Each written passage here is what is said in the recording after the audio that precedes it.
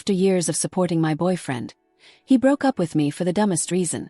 But the house is in my name, and now he's living in his car. If you had told me 6 years ago that I'd be writing this, I would have laughed in your face. Back then I was head over heels for Finn. Charming, ambitious, full of big ideas. He was the kind of guy who could talk about the universe for hours and make you feel like you were the only person in it. I thought we were a team. I thought we were building something together. But what I didn't realize was that I was the only one actually doing the building. From the very start, Finn had dreams.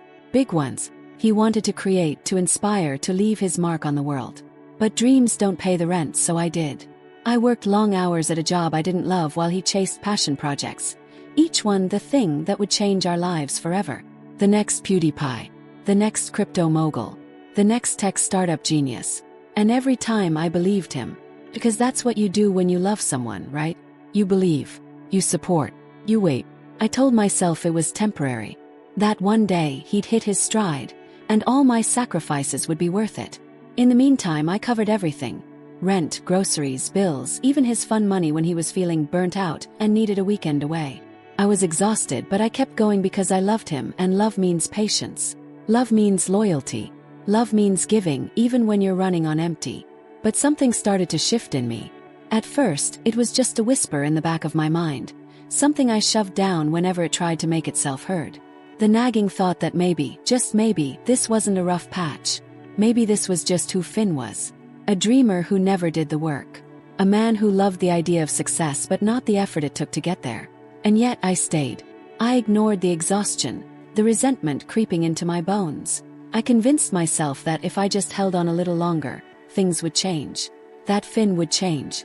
That I wouldn't wake up one day and realize I'd spent years building a life for two people while only one of us was actually carrying the weight. It's funny looking back. The warning signs were there all along. The unpaid bills I had to temporarily cover. The projects that never lasted more than a few months before he found something better. The way he always had an excuse, always had a reason why the next thing would work, even though none of them ever did. But the thing about love is that it makes you blind to the things you don't want to see. And I was blind for a long, long time. Finn was never short on ideas. In fact, if ideas could pay the bills, we would have been millionaires. But they couldn't, and we weren't. That never stopped him, though. He always had a new plan, a new, sure thing that would make us rich. And every time I wanted to believe him. I really did. But after 6 years of watching him jump from failure to failure, even my patience had limits. His first real obsession was YouTube. He was convinced that he had what it took to be bigger than PewDiePie. He spent months filming, editing, learning the algorithm, and making me watch every single video he posted. It's just a matter of time, he'd say. Once I hit that first viral video, it's over. Well, he never hit that viral video. His best performing upload had 312 views, half of which came from me refreshing the page out of pity. He blamed the algorithm. He blamed the audience. He blamed me for not sharing his videos enough. But he never blamed himself. Then came the NFTs. Finn dove in headfirst, convinced he was ahead of the trend. He spent hours in Discord servers, talking about rare mints and floor prices, as if he was some kind of Wall Street prodigy. He even drained most of his savings to buy what he called an investment piece. A pixelated cartoon monkey that, according to him, would be worth tens of thousands someday. Spoiler alert. It wasn't. A few months later, the market crashed, and Finn lost almost everything. It's just a dip, he told me, but even he didn't sound like he believed it. When NFTs failed, crypto was next. Finn was certain he had learned from his mistakes. This time I'm playing it smart, he assured me, despite the fact that he barely understood how blockchain worked. He threw himself into trading, waking up at 3 a.m. to check charts and watching YouTube gurus who promised to turn $500 into $500,000. Instead, Finn turned $5,000 into $200. He spiraled for weeks, convinced he could make it back, but in the end, he lost almost everything. And as usual, I was the one keeping us afloat. Through all of this, I paid for everything. Our mortgage, utilities, groceries, even his car insurance. And yet, Finn never saw himself as unemployed. No, he was an entrepreneur, a visionary who was just one step away from his big break. And for years I played along. I let him chase his dreams while I worked myself into exhaustion. I let him fail over and over, hoping that someday he'd prove me wrong. But deep down, I already knew the truth. Finn wasn't unlucky. He wasn't a misunderstood genius. He was just a man who wanted success handed to him without putting in the work. And the worst part, he didn't just expect the universe to provide. He expected me to. For 6 years, Finn was a dreamer, a talker, a man full of excuses but never accountability. But about 2 weeks before everything fell apart, something changed. It was subtle at first. Small things that didn't seem important on their own, but, looking back, were like puzzle pieces falling into place. He started acting distant, spending more time on his phone, leaving the room to take calls that he wouldn't explain. When I asked about it, he shrugged. "Just thinking about my future," he said. "My future, not our future." Then came the complaints. Finn, the same man who had spent years living off my hard work, suddenly became hyper-aware of my flaws that had never bothered him before. He started making passive-aggressive comments about how I left dishes in the sink too long or how the laundry sat in the basket for a day before getting folded. It was almost laughable. I was working full-time to support both of us while he sat around doing nothing, and suddenly I was the one not doing enough. His tone changed too. Finn had always been the charming type, the guy who could talk his way out of anything. But now his words were sharper, more judgmental. He started making vague comments about needing space to grow, about how he felt stuck and needed to figure things out. Again, it was his journey, his growth, never ours. At first, I assumed he was preparing for another failed business idea. Maybe some self-help guru on YouTube convinced him that changing his mindset would make him a millionaire overnight. It wouldn't have been the first time. But then I caught him staring at me differently. Not with love, not with admiration, but with something else. Something colder. He wasn't just frustrated. He was detaching himself. I could feel it. And suddenly, all the little things that seemed random started making sense. He wasn't picking fights because he actually cared about the dishes. He wasn't distant because he was planning a new project. He was preparing to leave. He just didn't have the guts to say it yet. I wish I could say I confronted him right then and there, that I saw through his behavior and called him out. But I didn't. I still wanted to believe we could fix things, that this was just another phase. I had already spent years holding everything together. I figured I could do it a little longer. What I didn't know was that Finn had already made up his mind. And when he finally told me the truth, it wasn't just a breakup. It was an insult. The night Finn finally sat me down, I thought he was about to pitch another one of his big ideas. That's how it always started. A serious expression, a deep breath, and then a monologue about his next life-changing venture. But this time there was no enthusiasm, no excitement.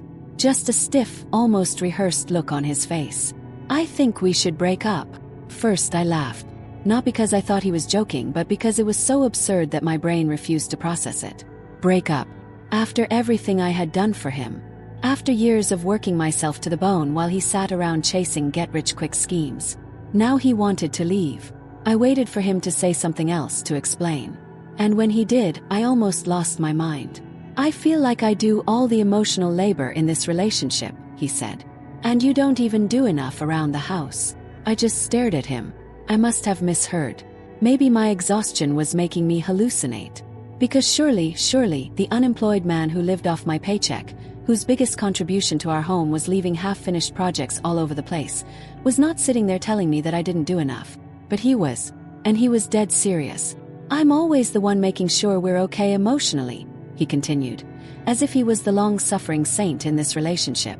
"And I have to remind you to do things like clean up after yourself." I couldn't hold it in anymore. I laughed. A sharp, bitter laugh that I didn't even recognize as my own. "Finn," I said, trying to keep my voice steady. "I work full-time. I pay every single bill in this house. I buy your groceries. I cover your failed business ventures. And you're telling me I don't do enough." He actually sighed like I was being unreasonable. "See, this is what I mean. You're always so defensive." I wanted to scream. Instead, I sat there, letting his words sink in. This wasn't just a breakup. This was a rewrite of history. In Finn's mind, he wasn't the leech who drained me financially and emotionally for 6 years. No. He was the unappreciated, overworked partner who had no choice but to leave for his own well-being. And that's when it hit me. Finn wasn't just breaking up with me. He was crafting a narrative, one where he was the victim and I was the villain. He wasn't just leaving. He was making sure he looked like the good guy doing it. I should have been heartbroken. Instead, I felt something else entirely. Rage. But Finn wasn't done yet. No, he had one more ridiculous surprise waiting for me. The audacity of Finn breaking up with me like that was one thing. But what he said next, that's what truly sent me over the edge. Oh. I was thinking, he started. His voice all casual, like we were discussing weekend plans instead of the end of our 6-year relationship. It would probably be best if you moved back in with your mom for a while. You know, just until you get back on your feet. Blink. Until I what? He leaned back, completely unfazed. I mean, it just makes sense, right? I need space to figure things out, and you probably need some time to process everything. Then, as if he were being generous, he added, obviously, you can take some time to pack, no rush or anything. I stared at him, waiting for some sign that this was all some sick joke. But he just sat there, nodding like he had everything figured out. And that's when I realized something. Finn thought he owned the house. For years, I had been the one paying the mortgage. My name was the one on the deed. I was the sole owner. Finn had never contributed a single cent, never signed a single document. But in his mind, because he had lived there, because he had existed in that space while I paid for everything, he genuinely believed he had some kind of claim over it. I almost felt bad for him. Almost. You want me to move out? I repeated slowly, just to be sure I was hearing this right. He nodded. I mean, yeah, I think it would be best for both of us. Plus, I've been thinking about adopting a dog, and it'd be easier if... I lost it. I actually started laughing. I couldn't help it. Finn, the man who had contributed nothing for years, was sitting in my house, suggesting I move out so he could get a dog. The level of delusion was almost impressive. I let him talk a little longer, let him dig his own grave with his words. He rambled on about how he planned to redecorate, how he wanted to turn the guest room into his office, how this new chapter in his life would be so good for him. And then, when he was finally done, I hit him with it. Finn, I said, my voice calm, almost sweet. Where exactly do you think you're going to live when I kick you out? The way his face dropped. Pure. Perfection. For a full 10 seconds, Finn just stared at me, blinking like a malfunctioning robot. What do you mean? He finally said. His voice losing that smug confidence he'd had just moments ago. Smiled. I mean, this house is mine, Finn. My name is on the deed. Pay the mortgage. Legally, you have no claim to it. The color drained from his face. Wait. No, that's... He let out a nervous laugh. Come on, babe, we both live here. It's our place. I leaned back in my chair, enjoying this moment more than I probably should have. No, Finn. It's my place.